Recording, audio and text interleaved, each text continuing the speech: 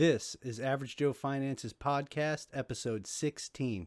Money moves according to certain natural tendencies.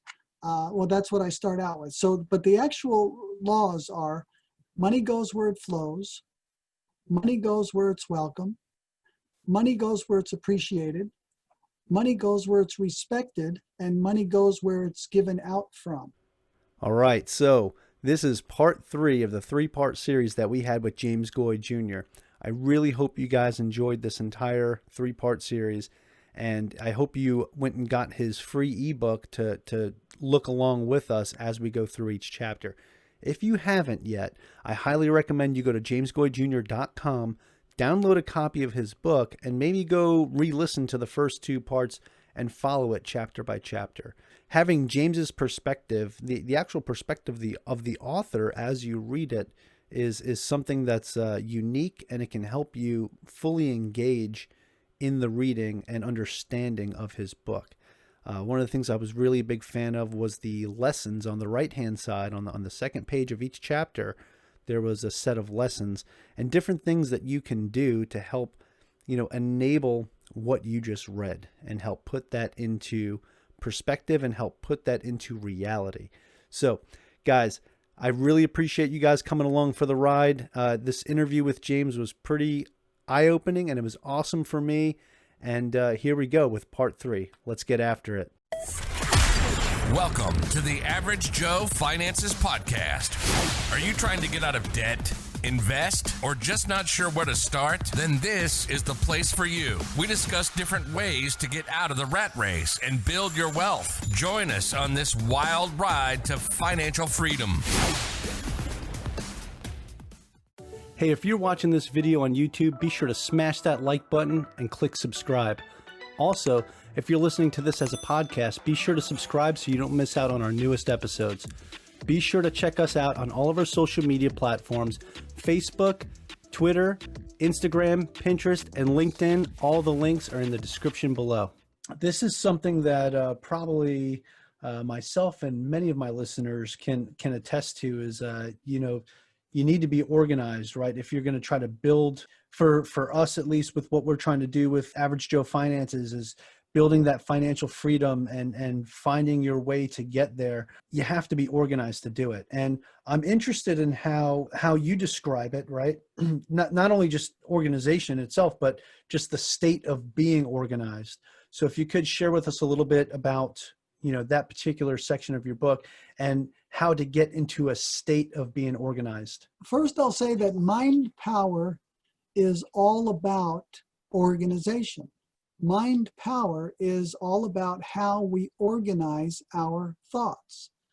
And so organization of self, of thoughts, of our inner world and of our outer world, our environment, is key, because when we become organized, by definition, we prioritize, right? We have to decide what's important, what's not important, what should be front and center, what can I stick in the back of the drawer and don't need to worry about for 2 years. And so until we become organized, until we understand the great power of organization, which again, actually right along with environment, is one of those things that are sometimes, quite often, I think, overlooked from people who are more, they're into the law of attraction, but they don't really understand that nothing's happening in a vacuum. Like, everything affects everything. And our environment, as I talked about, is a reflection of our inner world. So if we live in a home, or if our locker at school, our desk at work, or whatever is disorganized, that is a direct reflection on our thoughts. Let's say our home. If our home is disorganized, our thoughts are disorganized. And again, Mindpower is all about organization, which breeds focus and efficiency and whatnot. So we can affect the organization around us, just as with environment. We can work it from the inner with our thoughts and feelings. And if we start to think in a more organized way, we will find ourselves start to be in a more organized environment, and not even just our own actions. Other people will start cleaning up and straightening things out if you live with other people or whatever. It's a fascinating, to watch, that you understand that, wow, I just did all this mind work for the last few days, and look at that. My son cleaned out his room or the shed or something. I've been after him for 2 years. Haven't mentioned it for 2 months because I gave up, and now all of a sudden he jumped up one Saturday morning and did it. And so I can't let my wife hear this portion of the interview because she's going to right, get on me about the garage. right there you go, busted, right? But yeah, so that's a key to mind power. It's also a key to an efficient environment, and it's a crucial point to understand in our thinking and in our doing, that we want to do it in an organized way. And a lot of that is about prioritization and figuring out what's important in life, what's important to us, what's not, and giving the right place to the right things, and giving those things that have a higher priority a higher chance of surviving and thriving, and those things that are less important, but that may be taking our time and energy and focus, getting some of that stuff out of the way so that we can function at a higher level regarding our creativity and our manifesting. I never looked at the state of being organized in that kind of manner before, right? So I always look at it as, okay, do I have the pen that I need, the book to take notes, and everything that I have, ready for this interview? I have my notes, I have what we're going to talk about, that type of organization, but not, going in with that whole mentality and that state of being organized like you just explained there. I mean, that's fantastic. Moving on to the next chapter in your book, and that was laws of money. It's funny because earlier in this interview when we were talking, I think maybe we've been talking for a little while, so maybe it was like 20-30 minutes ago, but we were talking about how when you found money, because I think it's when we were talking about affirmations, right? You were having the affirmation about the credit card debt, and then you were talking about how you would have your daily affirmations and you would go out and you would find money. Well, in this particular chapter, you actually talk about that, how even finding a penny while out on a walk, pick that up and accept it as a gift from the universe, right? So I think that's pretty cool. And I think it's awesome how were you able to tie that in, as we spoke about affirmations earlier, and how, 4 chapters later, how that affirmation can become a reality when you talk about the laws of money. So if you could please share with us your thoughts on that. Certainly. And I'll start with this quote from Robert A. Russell, "You too can be prosperous," prosperity, that was published in 1950. So, quote, "There are certain laws that govern the acquisition of riches. Once these laws are mastered and applied, riches follow with mathematical certainty." And that lays it out. There's certain laws. If we understand those laws, if we master them and apply them, then the riches are going to follow with what he calls mathematical certainty. So there are certain laws or tendencies of money and how it interacts or relates to the power of the universe at large. And so in the book here, I have basically identified 5 key areas that I call the laws of money. And just briefly, in a nutshell, they are money moves according to certain natural tendencies. Well, that's what I start out with. So, but the actual laws are: money goes where it flows, money goes where it's welcome, money goes where it's appreciated, money goes where it's respected, and money goes where it's given out from. Those are the 5 keys. And then I have a short little paragraph on each. Money goes where it flows. In other words, circulating money attracts money. Stagnant money will tend to repel money. Money goes where it's welcome. So you want to show the universe that you're open to receiving money. And that's where the penny on the ground comes in, right? I never, ever would think of seeing a penny on the ground and not picking it up. To me, it's disrespectful. And people to the universe.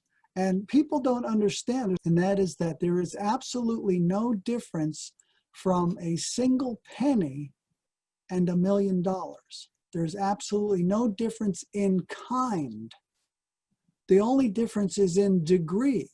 And if you're using your mind power to attract money, but you're rejecting money that falls in your path because it's not enough for you to be bothered with, well, that is kind of short-circuiting the process to a degree.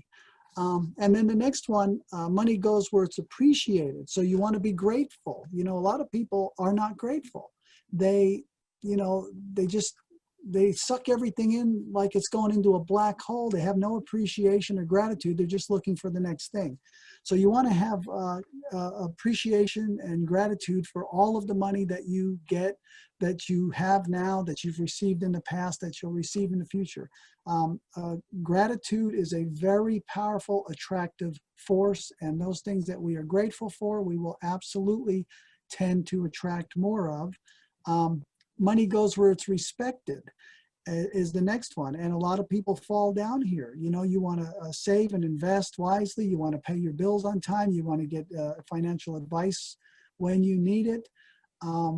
Because if you're not a good steward of money, that's one of the quickest ways to repel money and to chase money away once you have it. So you want to be very respectful, and that will be reflected in how you deal with money.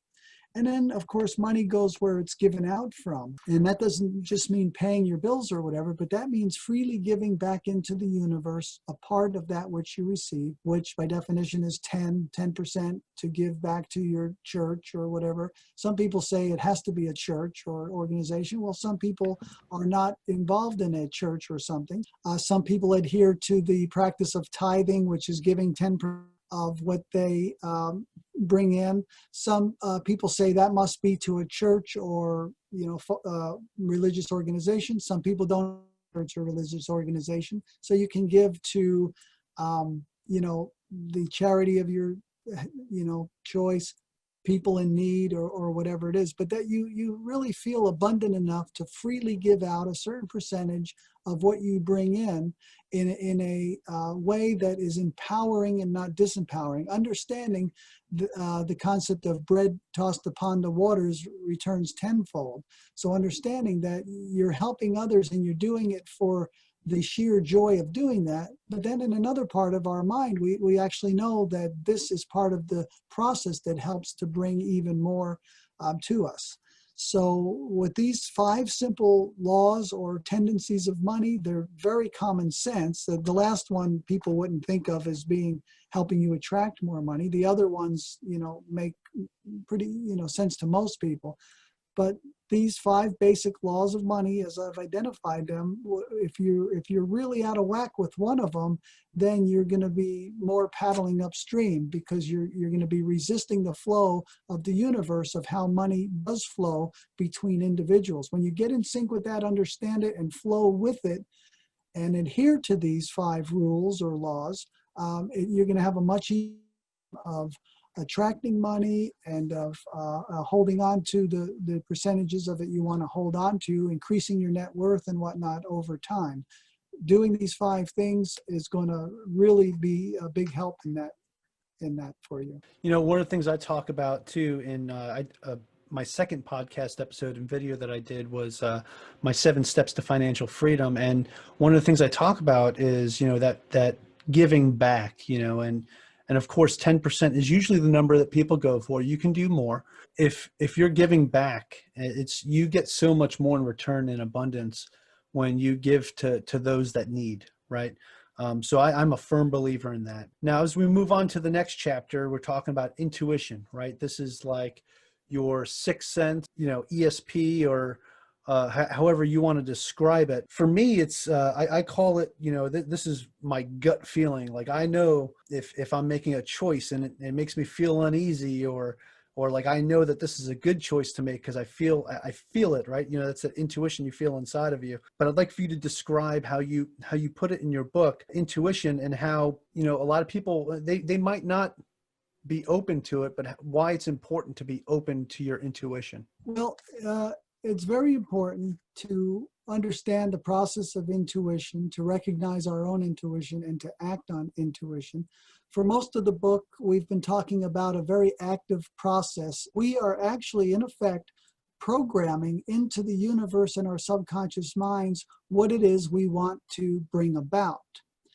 Now, intuition is a very passive process. So now that we've programmed into the universe and our subconscious minds what we want to bring about, we are in a more quiet, reflective, passive mode of letting the universe and our subconscious minds guide us to do the things that we need to do. So a lot of what needs to be done for us to manifest what we're trying to manifest will actually be done at a distance from us. Other people, events, and things will transpire that we don't even know are happening, but ultimately they will play a part in bringing about what we want. But there will always be key things that we need to do.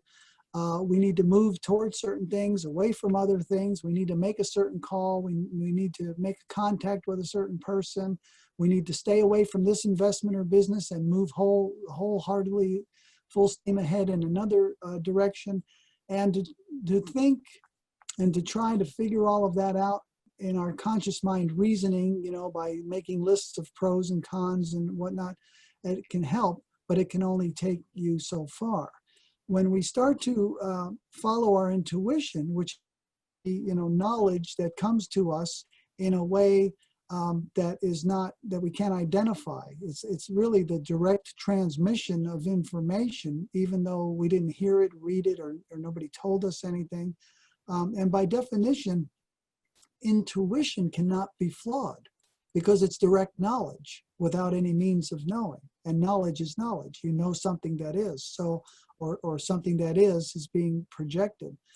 Now, the interpretation of intuition can be flawed. We can interpret things, we can second guess them, but our gut instincts, true intuition, can never be flawed. And once we really understand that and we start to get not just in finances again, but in life in general, it will help us to be prosperous. It will also keep us safe and sound. And the more we follow our intuition, the more powerful it will become.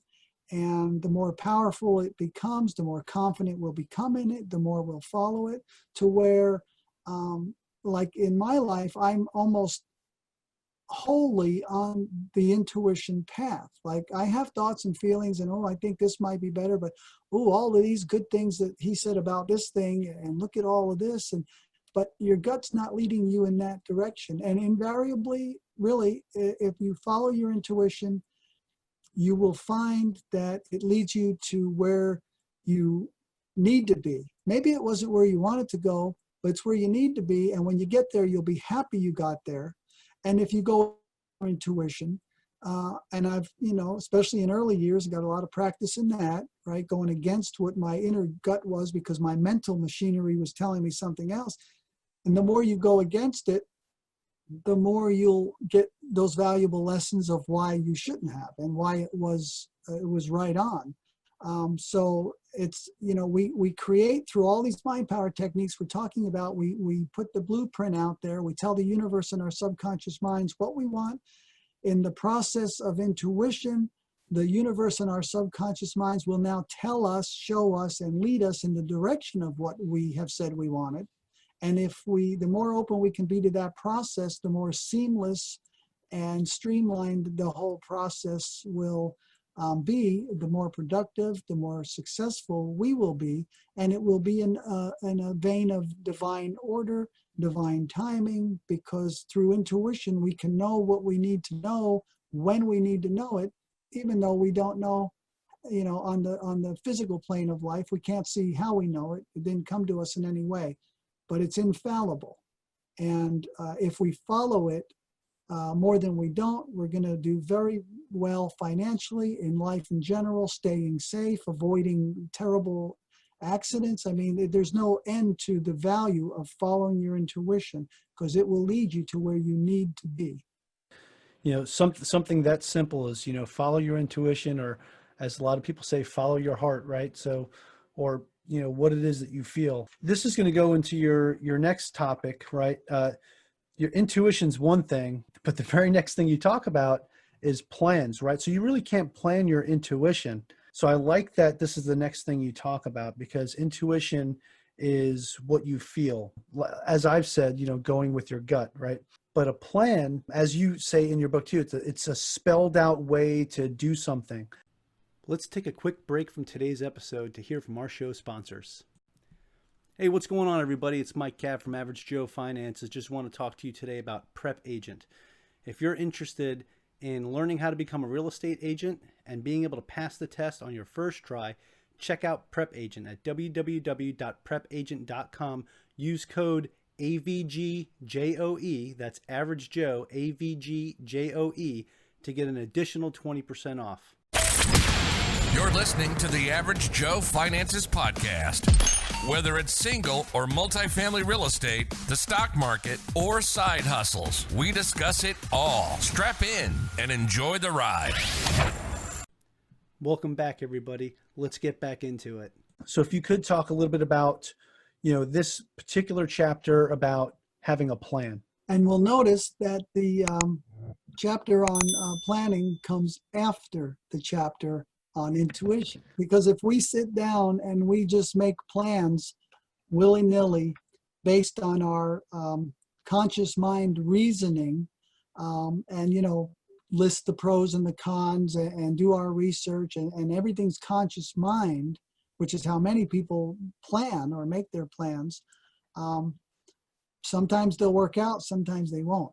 But if our planning and our plans have beneath them the foundation of our intuition, and in other words, where we already have identified we should be moving toward, the kinds of things we should be doing and not doing, be associating with and not associating it, what we should be endeavoring to create and what we should not be endeavoring to create. If we will have that foundation, a strong intuitional aptitude and practice, then when we sit down to plan, write out written plans, which are extremely invaluable, then we will be more successful in our planning process than we would be otherwise, much more successful, because the other way we'll be spending a lot of time and energy working on plans that are going against our intuition, although we may not know it because we may have blocked it out. We may have a weak intuitional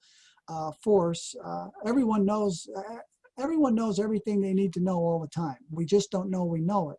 And so intuition is just the degree. When I say we have a greater intuition, it's just that we know more of what we know, and we know that we know it. But we already know it. But through intuition, we get it within our conscious mind. And so, through planning, I opened this chapter with a quote from John Marks Templeton from Discovering the Laws of Life, 1994. Quote, "By putting together a plan in much the same way as you would use a road map, by being systematic and studying the various alternatives, you focus the direction of your thoughts and find yourself capable of reaching almost any goal you please." End quote. So having an end result or a goal or thinking of something that we want to create, there will be things for us to do. And those things, you'll do very well to write them out, to come up with a plan. Here's what I want to accomplish, and here are the steps, 1 through 10, A, B, C, D, that I have determined it's going to take to be able to accomplish that particular goal or event that I want to create. Now, as we go through the process, we may find that there are other steps that we didn't know, because starting out, we don't know what we don't know. So we can modify our plans as we go along. We can find out, oh, I don't need to do that thing after all. So you cross it out. Or, oh, I didn't understand that I have to get a permit for such and such. I didn't know that before. And then you write that down. And so it's a very easy way with on your computer screen to really map out, like a map, where you're heading. And these are the destinations. These are the gas stations, on the way that you'll stop at. to get you to that. And so this is one of the areas where the go-getters, the motivational types, the achievers excel. The more spiritually minded, metaphysical type people that tend to be not so aggressive, like this is an aggressive move to grab a piece of paper and actually boom, boom, these are the things I have to do. And so those people would do very well to follow suit with the others. And it's easy to do, decide something that you want to accomplish, then through your own research and common sense discovery as you go along in the process, find out what types of things will need to be happen first, right? If you're going to open a flower shop, you need a business license. You have to find a location. You have to find a supplier. You have to learn the business. There's all of these things. Those are the elements of your plan. And when you have completed those, then you will have realized your dream of opening your flower shop. And for producing in the material world, material things in an organized way, planning is indispensable. Just to attract more money and to be abundant and this and that, you don't really need planning, right? You can just do affirmations, visualization, think end results, and all those things. And money will just magically appear in your life like it does for me and has for many years. But to really accomplish solid things that have other people can see and say, yes, that's a flower shop. Planning is an invaluable step for those people that are working on things like that. One of the things that I like about this on your simple steps on the very next page, so it's kind of almost like a repeat thing that you have folks doing here. You're going to write down the same thing that you did earlier in chapter 5 with the index cards, right? Now you're writing it on separate clean sheets of paper, right? And now you're looking at it from a different perspective and you're treating it differently. So to me, this is almost a written affirmation, right? Because you're repeating something, these things that you set forth, these goals that you had, right? And in this planning stage, you're repeating it again, and now you're taking action on it. So I definitely think that's fantastic. Your next topic is right livelihood, right? And this one was a little bit different for me, right? Because it's not something I really thought about or something that I tied into when it came to getting myself to a spot where I'm financially free, right? And it's just something I didn't really think about. But, one of the things that you said right here, and I'm going to quote your book real quick, is to win true success in this life, you must add value to the world by serving people in the way you were meant to. And I never thought of it this way, right? Just, how you're living your life. Are you living that right livelihood? And it kind of ties back into the giving back and the tithing, right? What are you doing with your life that's helping others? So if you could please speak a little bit on this. Certainly. And I'll preface this by saying that you can attract a lot of money into your life by using the other Mindpower techniques without ever knowing your right livelihood. But you will not be as fulfilled. You'll not be as happy. You'll not add as much to the world as you could add. Right livelihood is basically, it's something that's runs through our veins. There's some way for us to turn our to do what we love to do. When we follow that, we will be supplied. Now, most often when you think of right livelihood, you think of your money will come specifically from that thing. So if your right livelihood is being a pop star, a singer, and you do that, then that's where your money is going to come from. But when you're doing what the universe is leading you to do, and you know that by what you love to do, what you're drawn to do, money will come to you in ways as well. But the inner promptings that we have and the drive that we have to work with animals, to write, to speak, to whatever, the things we would and do for free because we enjoy doing them, the things that when we're doing them are, time is just disappears. Like we're so one with the process that we don't recognize the time passing. Those are all indications of your right livelihood. And sometimes it'll be a combination of things. Like for me, it ended up being, I had a natural aptitude and love of writing. that's one thing. Like, but I also had this great insatiable appetite for learning about mind power, metaphysics, spirituality, and all of those things. And so for me, my right livelihood ended up being bringing those two great passions, writing and this particular subject matter, together to where I'm writing about this particular subject matter. For other people, it will be, any combination of things.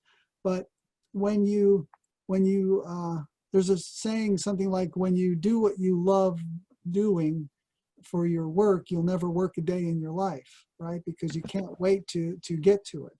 Yeah, that's actually something that I tend to say a lot myself. One of the reasons why I started doing my blog and my podcast, as well as getting my real estate license and doing and practicing real estate, is because it's something I'm passionate about. And right now I'm still active duty in the Navy. I'm getting ready to retire here soon.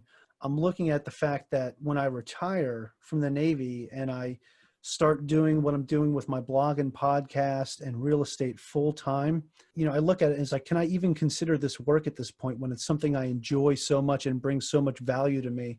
Not only, monetarily with what I'll be making in my second career, but just the joy that it brings because I'm enjoying being out there and helping other people. When you talk about it like that, the right livelihood just really, again, it's not the way that I used to describe it or think of it before. As we talk about it more and more and more, I get all amped up and giddy about it because the excitement starts to build for what it is, in the next steps in my career with where I'm heading. So I really appreciate your perspective on this. Oh, well, that's great. Thank you. And that's it. You follow what it is you're drawn to, what interests you. A lot of times it'll be what you're naturally good at, what your aptitudes are. Not always. Sometimes you'll have to overcome shyness or, lack of ability in a certain area. But it's what you're driven to. The universe is always pushing us in the direction that it wants us to be. And that's it. If we go in that direction, we will become much more of what we can be. And we will, in the process of being what we are and expanding that and developing that, we will be in a position to share with other people, the world at large, things that could not have been shared. I believe that everyone has a path. They have an ultimate reality that they are perfectly suited for, and that ideally they would eventually find themselves in, but that most people don't find in this particular life.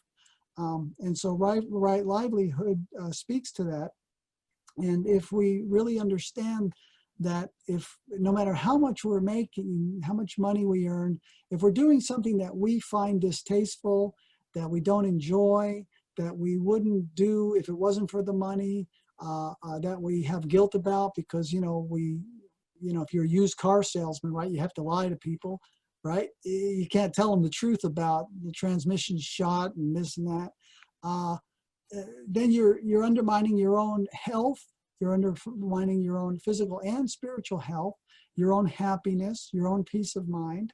And so when we understand right livelihood, then we want to and it's as easy as doing more of what you love right now. You're doing whatever you do for a living, but if you really enjoy music or writing poetry or whatever, do that at every chance. Anytime you feel that pull, start doing more and more of what and of the things you do for free and would do for free and would love to be paid for. And you'll see that the universe wants you doing more of what it wants you to do, because that's the urge from the universe at large. Then the way for you to do that will be opened more and more. Hey, if you're watching this video on YouTube, be sure to smash that like button and click subscribe. Also, if you're listening to this as a podcast, be sure to subscribe so you don't miss out on our newest episodes. Be sure to check us out on all of our social media platforms: Facebook, Twitter, Instagram, Pinterest, and LinkedIn. All the links are in the description below. So again, perfect segue into the very next chapter. You're talking about self-image, right? So, how it is you view yourself and think of yourself both in a conscious and subconscious level, right? So if you could go into detail about this particular chapter. But, one of the things I want to point out is how you had mentioned here that your self-image should not depend on your possessions, position, money, or social standing, right? So I think the fact that you got to separate all of that and look at who you truly are is, I believe, where you were going with this particular chapter. So if you could please speak on that. Yes, your self-image should not depend on any of those that you mentioned. It can include those, but it should be independent and freestanding in the absence of those, because there will be times in life when your possessions are taken away or lost or whatever, and so on. And so underneath, the strongest foundation for your self-image will be a spiritual one, which will be based in spiritual knowledge of yourself and of life in general, like the world at large. The more we understand ourselves and what we are and the great abilities that we have, the more we will just naturally have a higher self-image. Now we can use money, mind power techniques to attract money, as we've been talking about, even with a self-image that is lacking, because the techniques will always work to some degree. But if we don't have the self-image of a person who is capable of consistently creating or whatever, or a big one is if we don't have the self-image of a person who is deserving of having that abundance that we want or think we want, then we're not going to be able to hold the success that we create. We're not going to be able to hold on to and increase the wealth that we're trying to manifest, because we simply do not see ourselves as a person that can do it or as a person who deserves it. So again, all of these other techniques will work to a degree, and sometimes a very great degree, but you're swimming upstream if you're working against your basic self-image. So you want to bring your self-image in line with what you can identify the type of person who would naturally have what you want to have. What type of a person would that need to be? What would they need to think about themselves, believe about themselves? And then you start to create those beliefs and that way of seeing yourself. And then when you naturally see yourself as a person who would naturally attract abundance and who deserves that abundance, you'll naturally attract that abundance. And so self-image is it's another one of those, like, for instance, environment, which is often overlooked. It's ask, believe, receive. It's real simple. Well, there's a lot of other shades of influence here that, any of the techniques will work. Ask, believe, receive works. But when you really start to understand that, something like self-image can be having a really important impact, if you don't understand it, you're not going to be able to mitigate that or lessen it by improving your self-image. So again, it's a very important chapter. And once we become aware of the subject, we should not discount it or ignore it. We should address it. Right. I think it also goes back to what we talked about earlier with visualization, right? So it's the self-image of how you visualize yourself, right? And a lot of times people can be very self-conscious of their self-image, and or just how they look, or what it is that they have in life, whether it's materialistic or not. But I think if you visualize yourself the way you want yourself to be, that will improve your self-image, or just your thoughts on your self-image. One of the things you talk about in your simple steps on this one is to stand before a mirror, right? And then just think about the conscious beliefs of yourself. Think about your environment, like you were just talking about, and your actual behavior, and how this will reveal what your conscious and subconscious beliefs are about yourself. So I think it all ties in perfectly with what we were talking about with environment and visualization. So I just wanted to point that out, that the steps that you have here that correlate with each chapter, they're very relevant, right? And it's something that they're exercises that people can use when they study this book, and they go through and they utilize each different section for its own purpose. And like you said, not just for attracting money, right? You can use this in all different aspects of life. So the very next thing you talk about is personal energy, right? And I'm smiling because this one is, my wife and I talk about this a lot too, right? You know, the energy that you put off, right? Or some people they'll call it vibes, right? Are you giving out good vibes, you know, positive vibes, negative vibes, right? What is your personal energy? So I'd like for you to share with us your thoughts on personal energy and how it affects your mindset when you're talking about attracting money. Um, when we wake up in the morning, we've been recharged through sleeping. Now we have our battery has been charged up to a certain level, and now we need to use that energy to get from one end of the day to the other. And basically at the end of the day, we're out of energy. Then we need to sleep again to be recharged. So I do go in the chapter here, I go into, I focus on health a little bit because physical health is a large part of our personal energy. If we're unhealthy, if we're sick, if we're overweight, if, whatever the situation may be, it's dragging down our energy. And mind power takes energy. The activities that we have to do move toward our wealth and to follow our intuition, everything takes energy. So the more energy we can have, the better. And you can do, no more powerful a thing than to be healthy. And then also, though, it's how we use our energy. So that's where focus comes in. You want to increase your physical vitality and the energy that you have to, every thought you think. So every bad thought you think is not only tending toward creating something that you want, but it's taking energy from you out of your battery that you have charged up for that day that could have been used for something positive.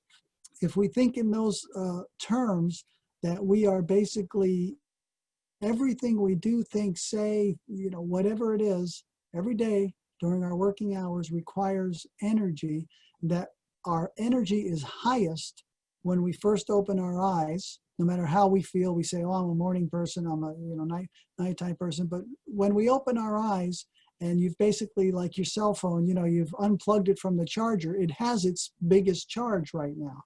And so understanding that we have limited energy and that we want to have as much energy as we can, and physical health is a part of that, thinking positively is a part of that. And we want to conserve energy, which basically means doing things in a way that don't require more energy than, like doing them in a streamlined manner and efficiency. And also not wasting energy by spending time, energy, thoughts, feelings on things that don't matter or that are not productive or even worse, counterproductive. When we look at it from an energy standpoint alone, it just is perfect sense to have as much energy as you can have and to conserve as much as you can by being as efficient as you can be energy-wise with what you are going to be doing, and to conserve your energy, which that does, but also conserve it in the sense that you are not wasting it in areas that are non-productive or counterproductive, then that is going to be really a make or break situation. That's going to make you or break you on the long term. And that is, how much energy are you going to have when you wake up each day? How are you going to use it? And how are you going to avoid using it from drains? Like it could be a person, right? You have this friend that's just so negative, and every time you talk to them, they tell you all their problems and what's wrong with the world. And, you have friends and you need to talk to them. You need to be empathetic. But if you give too much time to that kind of an energy, you're draining your own life force out of you, really. And then you are less at that moment. You have less now to pursue the rest of your day. So I think that people don't give enough thought to the subject of energy and how important it is. It's everything. Nothing happens without the expenditure of energy. And when we start to look at it in these ways, I think we become more empowered, mentally, but also practically, because we have more energy and we use it more efficiently and in more productive and useful and positive ways. Right. So I want to go back to what you were talking about with using your energy. If you have somebody who's bringing negativity into your life, or just somebody that has a situation where things have been difficult and you're being empathetic towards them, and how, yes, it's right to give them some empathy, right? But you cannot dwell on that too much and focus on it too much. Because I've noticed this in conversations that I've had with people, especially when they have negative connotations, that afterwards I'm just like, oh, I feel drained. I don't want to do anything else after talking to this person or having this conversation. I am mentally drained. So yeah, I think that's super important. And I know I keep going back to this, but when we talk about energy, you had mentioned how you have your most when you first wake up in the morning, right? And of course you have your least when you're going down to bed, right? And I think one of the things that you talk about back at chapter 10 with affirmations again, you talk about how it's important to do it very first thing in the morning, to do your affirmations, right? Whether they're written, spoken, or thought, but doing it at that moment when you wake up, right? Because that's when you have the most energy. And then of course, doing it again before you go to bed, as you're expending the last bit of energy that you have on those affirmations before you go to sleep. So that is the very last thing that's on your mind before you begin to rest. I'm definitely digging that with the personal energy.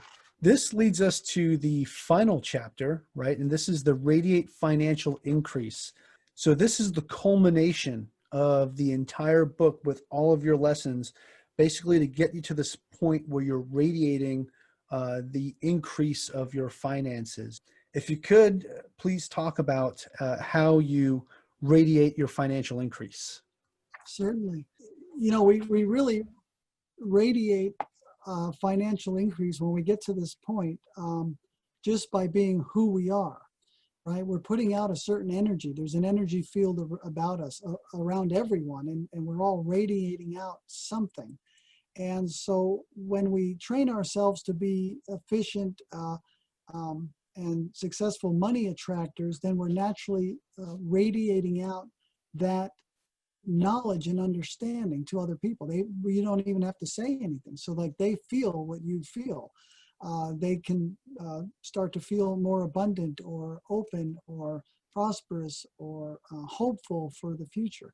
But also we can help people in every way to increase their financial increase, like help to teach them, help to inspire them, help to encourage them. If they're despondent or doubtful or down in the dumps, we try to encourage them with words of knowledge. We can recommend books to people, but everywhere we go, we want everyone to experience everything that we want to experience, if it's what they experience, it's what they want, if it's what they desire. And so the concept of radiating financial increase is that, we have turned ourselves into this powerful, attractive force for attracting money.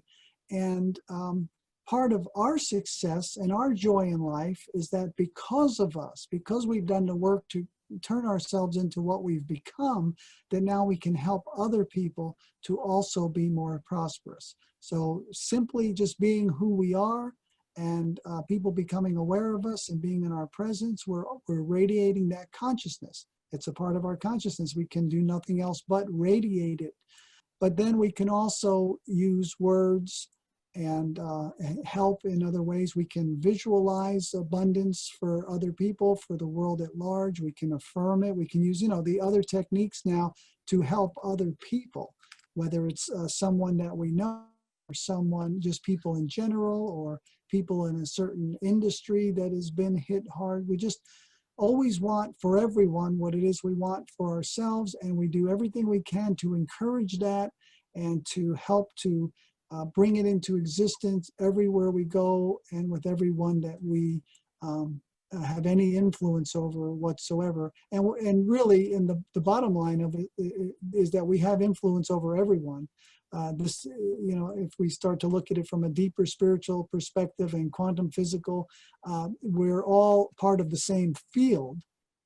Anything that happens within this field affects the entire field, even though imperceptible at many points in that field. So just by doing what we're doing, we're radiating the financial increase, but we can do it in a greater way, and we can become more specific with who we're helping. But we always want to try to raise everyone else up. And that in that process is actually raising ourselves up as well.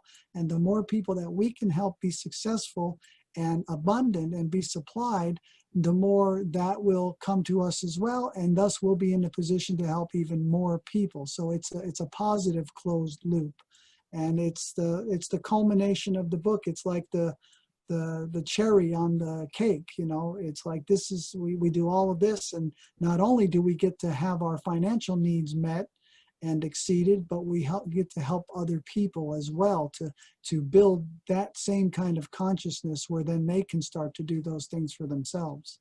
Right on. So essentially you get yourself to a point where you're a self-powered conduit, and now giving that energy onto others.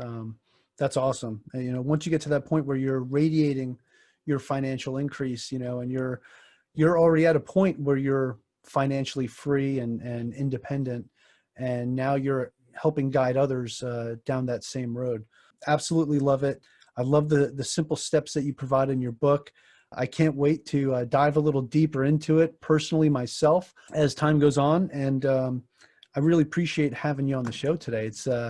It's been great to have you explain the book, having the author themselves go, chapter by chapter and be able to explain your personal take into your own book versus just, what one might read and comprehend for themselves.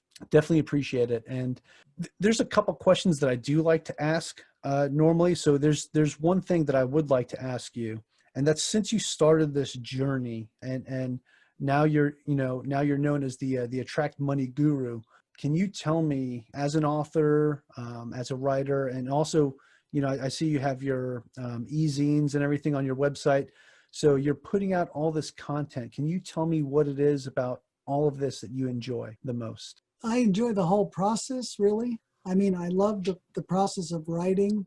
I love the process of doing these interviews because I get to share and go into, give new perspectives and angles that people might not think of when they read the book. My monthly e-zine, I've been writing for more than 10 years now, maybe 11 or 12. I think I first published it in January of 2008, I think, shortly after I published my first book for the first time. And I haven't missed a month in all of these years. I love sharing each month. Lately, I've been talking more about current events on the world scene because things are so different now. But I just love everything I do, really.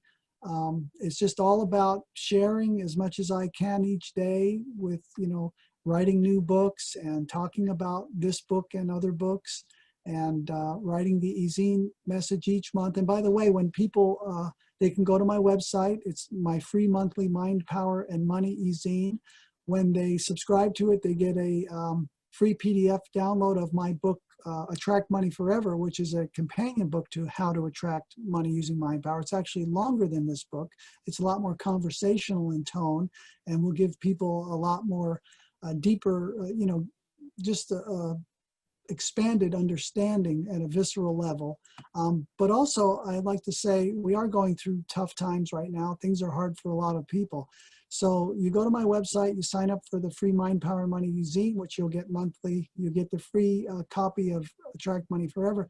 But also at this time, and I encourage people to get all of them because I'm not promising anything for the future, but at this time, every single book that I've written, other than that one, which can be downloaded as a free PDF, is free in the digital formats on Amazon, on Barnes & Noble, Kobo, and several of the other big e-book platforms. So if anybody likes what we're talking about and they're interested and they think I have something that can help them, you can actually get all of my books in digital format, absolutely free, right now, and then read them at your leisure. And so I encourage people that are interested to do that.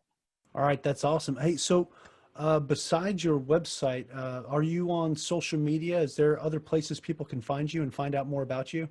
Certainly. And from the website, I have 3 locations on Facebook, for instance, a personal page and an author page and a page for the book, How to Attract Money Using Mind Power, LinkedIn, Twitter, and then some others. I'm on YouTube, of course. I have a YouTube channel. The others like Pinterest and whatnot, I'm on there, but I haven't really done much with them yet. And so, but certainly people can look on my website and connect with me, and I online locations as far as social media. All right, awesome. I'm also going to make sure I have links to all of your social media accounts and your website in the show notes, and also the YouTube notes as well. All right, so I think that's all I've got. I really enjoyed speaking with you today. This was an eye-opening interview, and I appreciate you sending me a copy of the book and giving me the opportunity to sit down and talk with you today. Well, thank you, and I appreciate it also. I've really enjoyed this, and we got to share a lot of good information, and I'm really happy with how this went, so thank you for having me. The Average Joe Finances podcast is for informational and entertainment purposes only. Do not use this for any real estate or investment making decisions. All views by myself or our guests are solely our own and do not reflect the opinion of our employers. Thanks for listening to the Average Joe Finances Podcast, your source for beating debt, saving money, and investing. Learn more at averagejoefinances.com.